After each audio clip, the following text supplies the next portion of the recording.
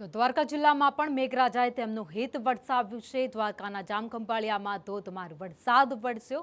કલ્યાણપુરના ગ્રામ્ય પંથકમાં ધોધમાર વરસાદ ખાબક્યો હતો। કલ્યાણપુરના ચૂર ચપ્પર ખીરસરા ટંકારિયામાં વરસાદ વરસ્યો તો ગ્રામ્ય પંથકમાં 4 ઇંચ જેટલો વરસાદ નોંધાયો હતો। વરસાદને પગલે નદીઓમાં નવા નીરની આવક થઈ છે। વધુ અપડેટ સાથે સંવાદદાતા જયસુખ અમારી સાથે જોડાઈ ગયા છે। જયસુખ, જામખંભાળિયામાં વરસાદની શરૂઆત।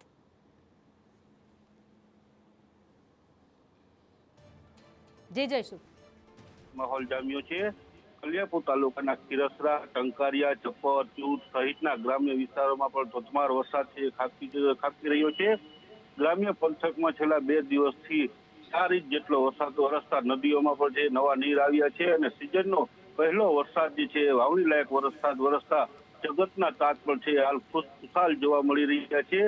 તો પંથકમાં ભારે ઉકળાટ અને બફારા ની ગરમી વચ્ચે વરસાદ વરસતા પંથકમાં પણ છે હાલ ઠંડક પ્રસરી છે। જી આભાર માહિતી માટે।